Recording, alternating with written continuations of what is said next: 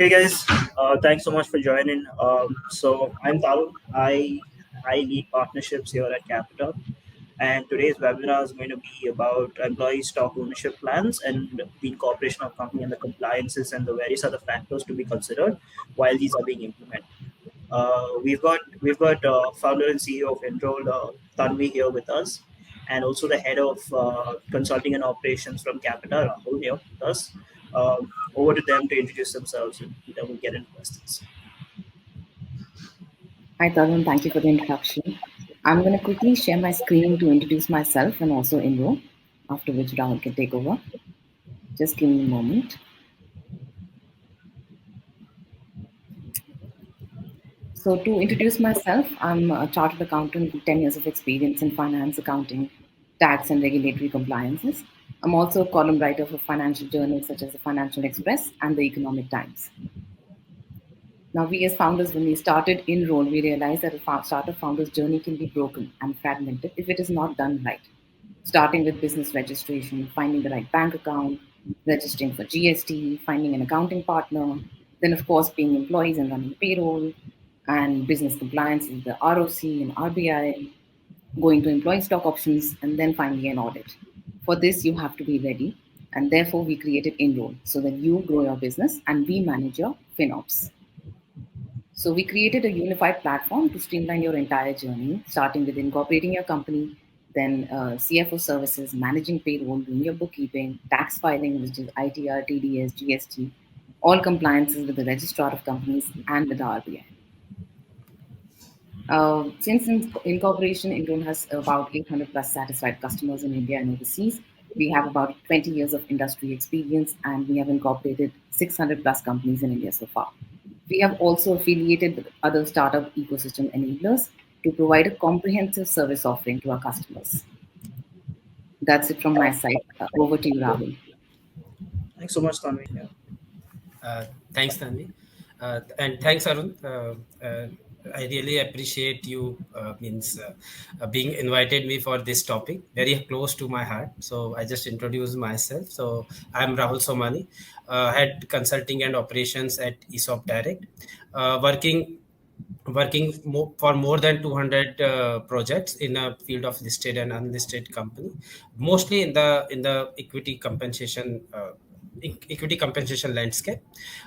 Total experience, if you ask me, it is like more than 16 years, 5 years with Pricewaterhouse and more than 10 years in equity based working with ESOP Direct.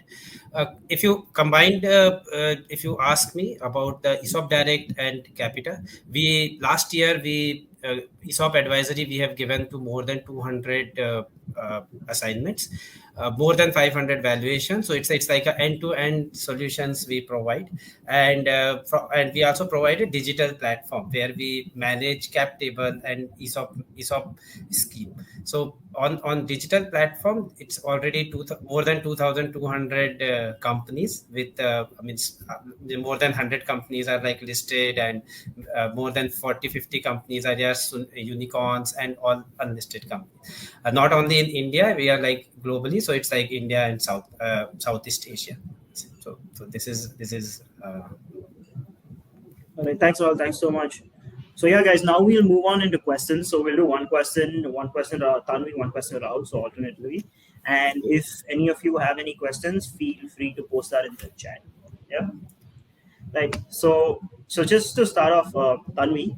So when it comes to, say, for example, when a company is incorporating itself, right, what structure should it follow? Like should it structure as LLP, LLC, sole proprietorship, and how does that differ in terms of governance for that particular company? Oh, that's a very interesting question, Tarun, because it really is the starting point. So, to explain it in very simple terms, the business structure that you choose should depend on the vision that you have for your company. So, for example, let's say I am solo as a founder and I want to start a lifestyle business, then the option that I have in front of me is a sole proprietorship. In case I have co-founders and partners, then I can explore a limited liability partnership, a regular partnership, or a private limited company. Now, all of this is when I want to run a lifestyle business. On the other hand, in case, let's say, I want to run a business which has the potential to scale globally across India, and also when I want to raise external financing from a venture capital or a private equity firm, And of course, if I want to issue employee stock options, the only structure that I can look at is a private limited company. Right. And secondly, it's very important to note that the ideal structure of a private limited company is very, very important for ESOPs, because we have founders that come to us who have created a limited liability partnership, and now they want to set up their ESOP structure. In which case, we have to convert that LLP into a private limited company. Right. Now, taking the second question that you had, Tarun, about governance, all these structures vary drastically in terms of governance. When you're a sole proprietor, your PAN is the same as the company PAN, right? So you're governed by the Income Tax Act and the GST Act. You're filing your GST returns and income tax returns, and that's fair enough. But when it comes to compliances for a limited liability partnership or a private limited company, you also have to take care of ROC compliances. That means all the forms that you have to submit to the registrar of companies, in addition to the Income Tax Act and the GST Act. And as you grow, let's say you have a lot of cross-border transactions, then you have to comply with the RBI compliances and also the Foreign Exchange Management Act. Thanks so much, Tanvi. So to reiterate, so if a company wants to raise external capital, they have to be a private limited company. Yes. That's the best way to do it. Okay, great. Thanks so much, Tanvi. So yeah, Rahul, over to you. So when it comes to setting up an ESOP plan, right? Now, what milestones should a company keep in mind? Like, are there growth milestones that they have to consider, or do they look at, say, when they're raising their first round of money, do they then think about, say, creating that ESOP plan? What are your thoughts around this? Yeah, Tam. So Tam, this is a good question, and I will say it's a most confusing question in the ESOP implementation, that when to start. That is, and if you ask me, there is generally there is no at such stage that okay, we can start only at the startup, or only at the when we are going for listing, or we are already listed. So there is no such a rule that when it should, because there are many case studies available in the market where companies has done it at a later stage also and done well, and some companies who has done it at very early stage with one or two employees has also done very well in and wealth creation for the employees. But there is, as I said, there is no strict rule as such, but few of the things, yes, we should keep it in mind when we are trying to implement the ESOP scheme. First is your objectives, your why should be clear, that why I want to do ESOPs. That is very important. That founders or promoters or investors should be very clear around that. That okay, this is my pain point, or this is the objective, and I want to do for achieving this objective, I want to go for an ESOP plan. So that is the first thing, very important for the growing business. The second thing is like employee retention, where they feel that okay, now they are hiring key employees, and it is very important for growing the business. They need to come out with a ESOP plan, because it helps it create a culture in the organization for the ownership, that even key employees what they are hiring should feel towards growing the business to the next level. So that is something, whenever you are thinking of implementing an ESOP plan, some things should be there. Third is, yes, your goal milestone should be clear, your business objective should be clear, because otherwise it is like it will not be vague, because nobody will able to evaluate that whether my ESOP plan has worked well or not. So your business objective should be clear, that okay, now my business objectives are clear, this is the growing stage I am looking for my company. You can look for ESOP implementation. And important thing is that I will repeat myself, it is more like objectives actually, that is very important when you are implementing an ESOP. Okay. But I mean, in terms of, say, when do investors look favorably at these companies when they have an ESOP plan in place, or that doesn't matter, say, when an investor looks at a particular company? Yes. So in my experience, yes, investors are like very much looking for ESOP plans, because in their view as well, one person as a owner can't run a company. Actually, they want you want a group actually who can take it to the next level, and where ESOPs is a best tool for the ownership thing. Means if you want to create that ownership culture, always, yes, the investors are very much look into this, and it's always get a bonus point, I will say, when investors look say ESOP plan and it's a well running. Yes, the terms and conditions may be differ from investors to investors, but from my end, yes, and we have seen this in the largely, yes. Okay, thanks so much, all, for that. Okay, so Tanvi, say when businesses or companies are looking to expand internationally, now do they take into consideration different factors while incorporating, or how does that work? So, in our experience, for businesses that are looking to expand internationally, a founder has to understand firstly that the regulatory framework expands along with it, right? So, Okay, you'll be governed by many more acts than just the Income Tax Act or the Companies Act. You'll have to take care of the Foreign Exchange Management Act. You'll have to take care of transfer pricing guidelines. So, a key consideration that a founder should look for is that they have the right professional expertise or the right compliance partner on board that could help them, like that could guide them through the journey of expanding internationally. Because the truth is that the opportunity cost of the founder cleaning up the mess is a lot higher than the cost of compliance from the initial stage.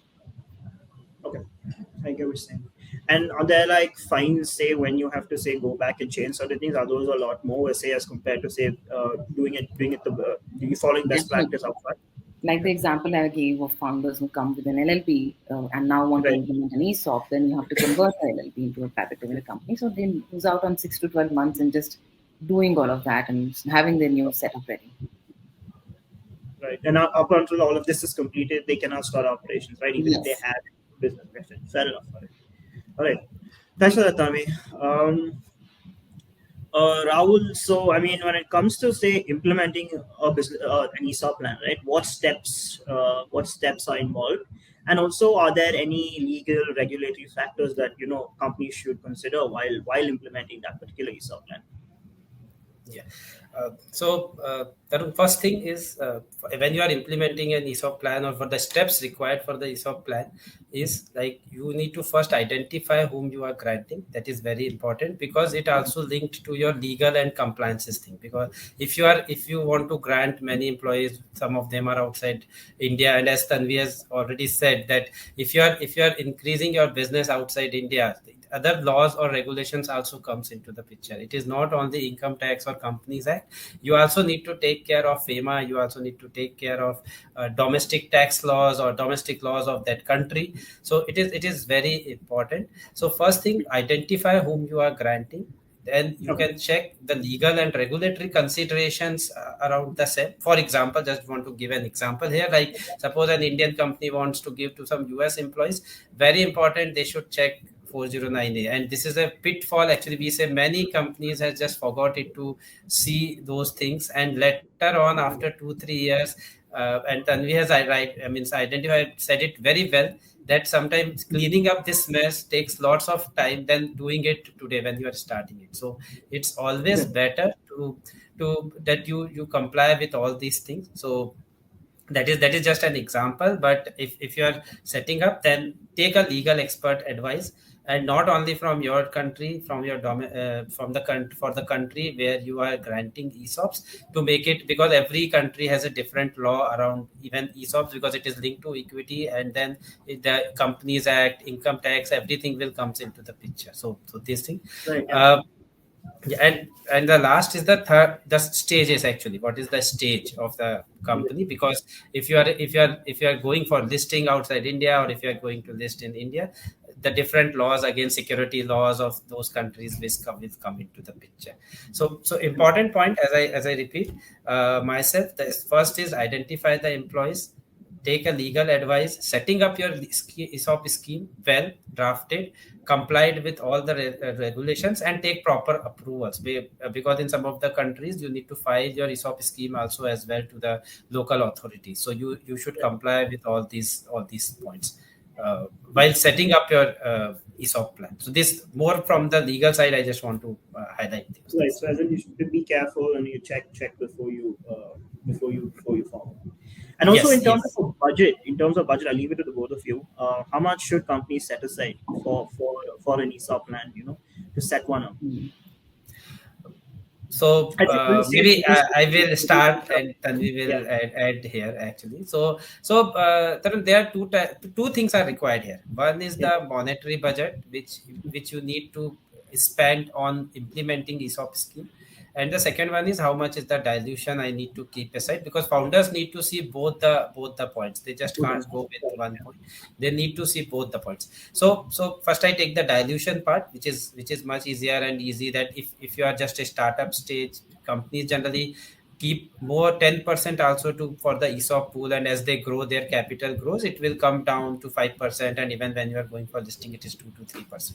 So that is a straightforward, and everybody knows, because at the initial stage you don't have that much cash to pay to the company. You need more dilution, you need more ESOPs to be granted to the employees. From the compliances side, so there are different factors around that which affect this budget.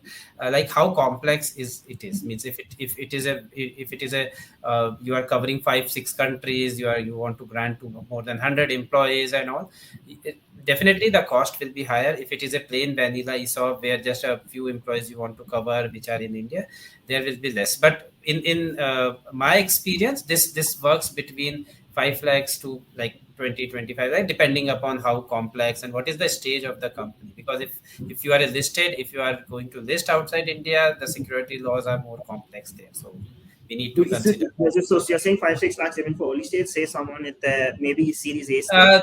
So you can say that the documentation and every filing and everything will be around 3 to 6 lakh rupees, depending upon, and it For a Series increases A. with the complexities. Yes, it increases with the Yes, yeah. complexity. Okay. Okay. Um, and If in terms Tanvi of wants to add yeah, something. yeah. I mean, Actually, I completely agree with what Rahul has defined, because right. there are many founders who just issue ESOPs over an email, and then they feel like, okay, what is the cost of compliance? And that's why we're doing this, session today, just to throw light on all the complexities involved in issuing ESOPs. Right. So actually, next question, Tanvi, is what are the annual compliances? Say with regards to these, with regards to an ESOP plan, right? What are the annual compliances that need to be executed? All right. So the compliance requirements are very clearly defined in the Companies Act. The process is very structured and is identified in Section 62 of the Act. Just to bore you a little bit on this, it defines the steps. Like the first step to follow is to send a notice to the board, then pass a special resolution, and after that you have to submit some forms. For example, Form MGT 14 with the Registrar of Companies. Then there's also Rule 12 of the company's shares and debentures rules, which defines the details of what should be part of this special resolution. What should the explanatory statement contain, like the class of employees to whom you want to issue the ESOPs, or the vesting requirements, or the exercise price. There's so many details which have to be outlined in just the starting point. Then, of course, there's a form called SF6, which is like a register that every company has to maintain year on year.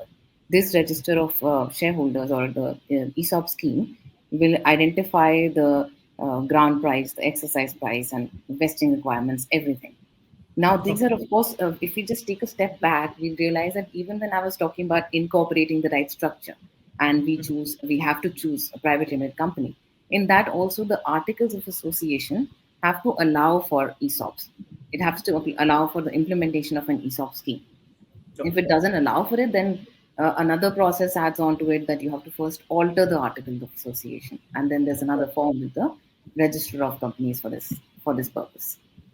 Right. So as in a founder to be careful when incorporating a company is when they should be actually careful, right? Because all of this is when it has a follow on effect. Exactly. Okay.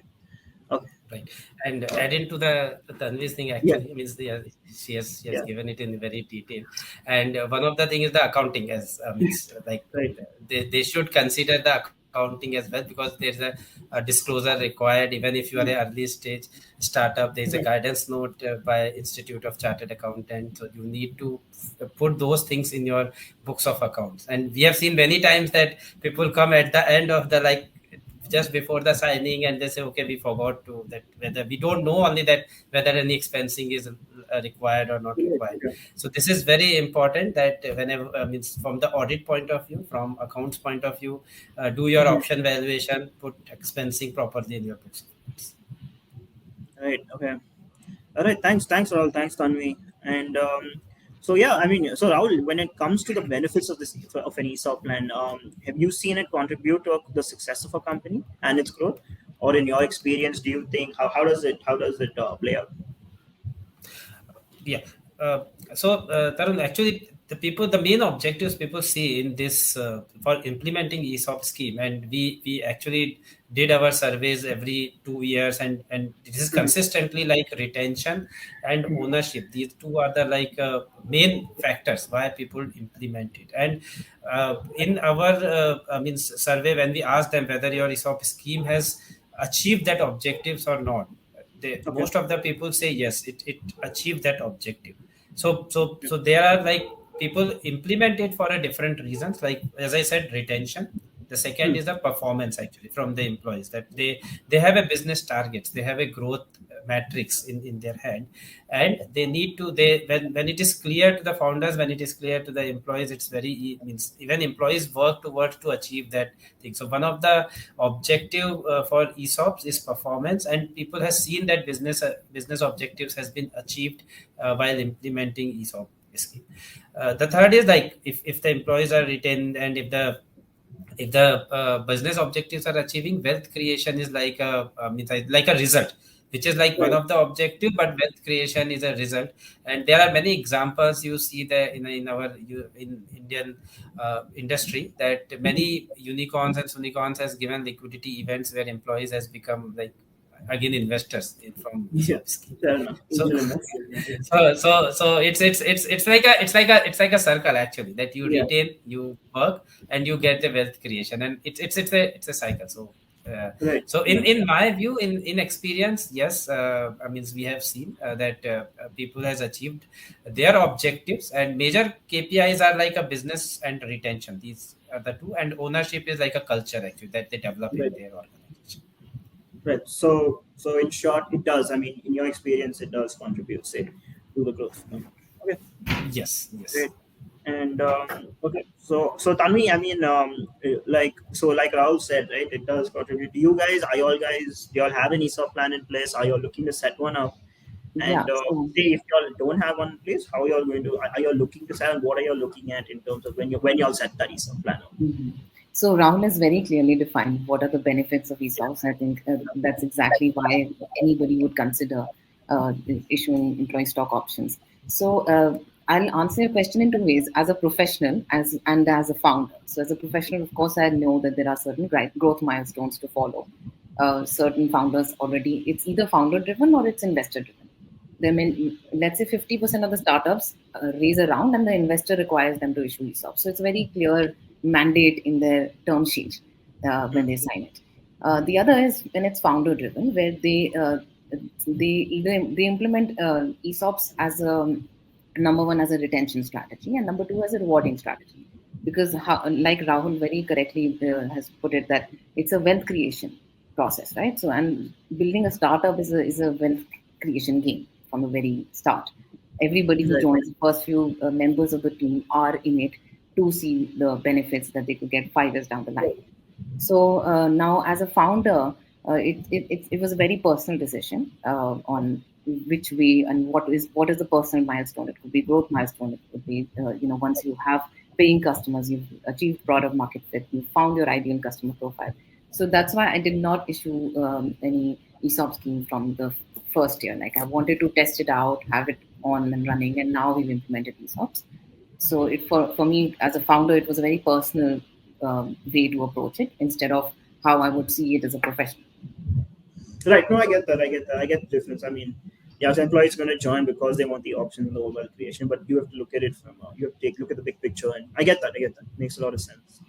And say Rahul, like I mean, a lot of people are talking about structuring these ESOP plans, right? Now, trust has been spoken about a lot. Do you think that's the best way? Is it advantages? Is it not? I mean, what are your thoughts around this?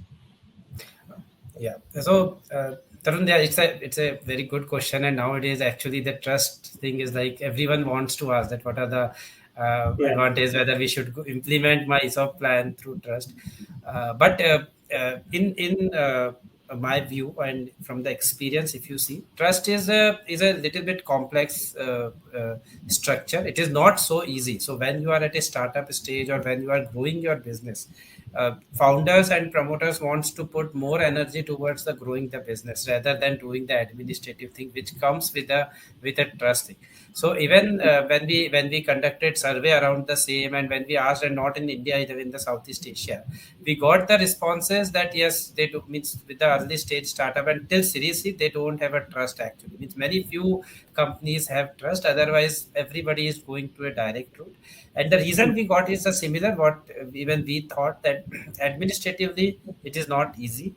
Second, it comes with an additional compliance burden on the company, and you need a machinery, or you need a administrative things to manage even trust as well. So once you grow to that level, suppose you are covering more than 200 employees, 250 employees, yes, maybe the trust will help you out. But if you are just covering 50 employees, 100 employees, it's always better to go by direct route where company can give it.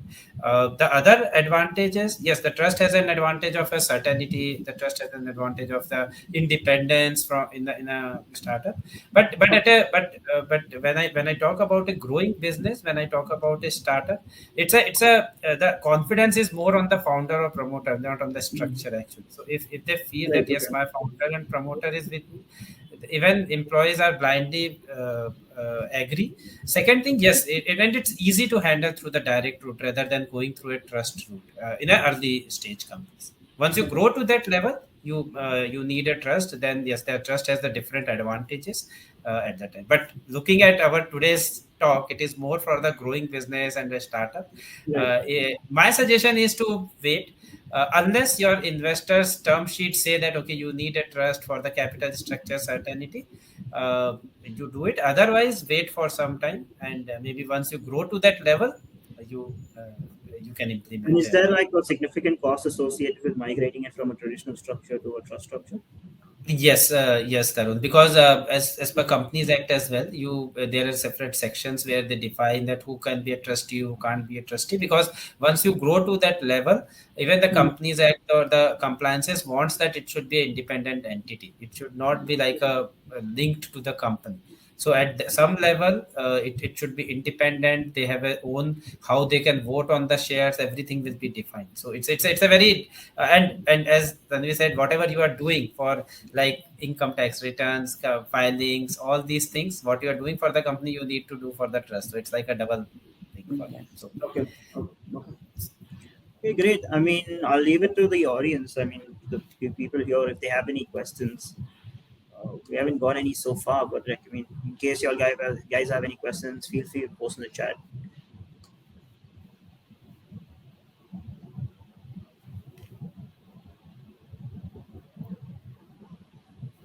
All right, looks like I mean things are clear. Everyone here understands what we just said. I mean, thanks so much, guys. Thanks so much. Thanks, Rahul. Thanks, Tanvi, for agreeing to Thank do you, this, Praveen. taking the time out of your day, right? And thanks everybody for coming on to this live. We might do another part where we'll dive deeper into say the whole ESOP structure and where we'll have Tanvi and Rahul again. So yeah, thanks so much, guys. Thanks. Thank you so much. thank you. It's our pleasure. Yes, Thank you. absolutely. Thanks, Tanvi. Thank you. Bye. Thanks.